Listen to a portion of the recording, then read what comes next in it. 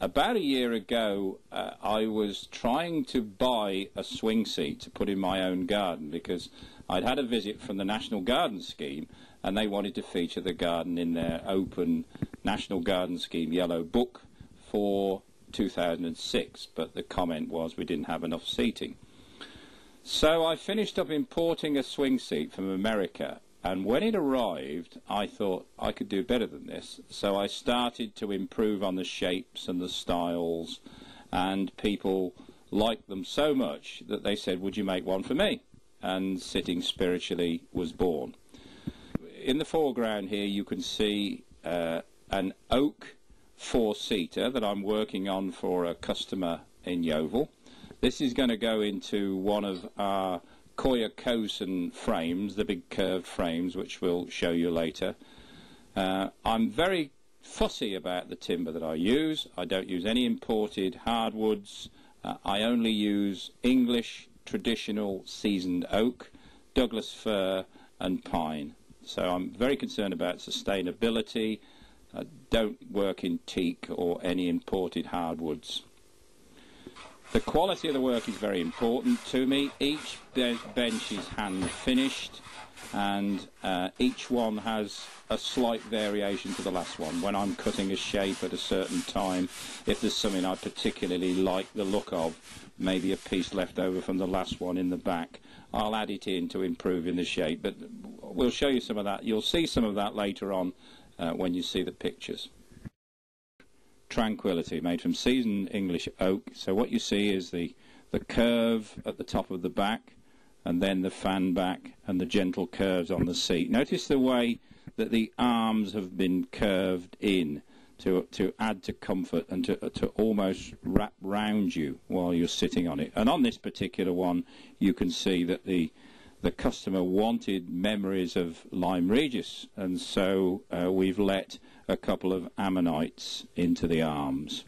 It's interesting that we sell quite a few of these seats to people who have pergolas in their gardens, and they merely drill the beam above and hang it from that in the same way as you see it in the A-frame here.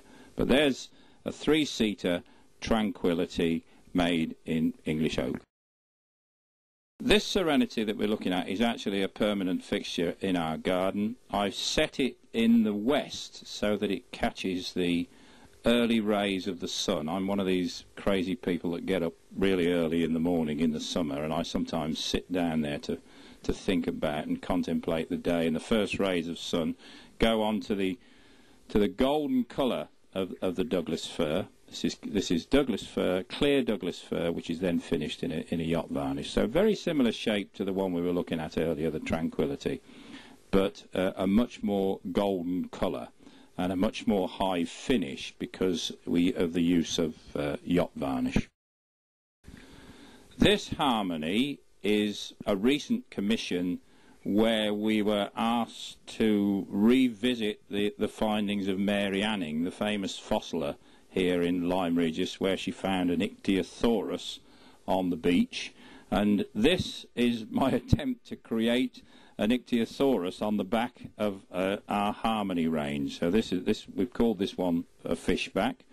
You will see some pictures of swirlbacks, which have a large curve on them with a little hole, a little bit of balancing of yin and yang and feng shui symbols and things like that.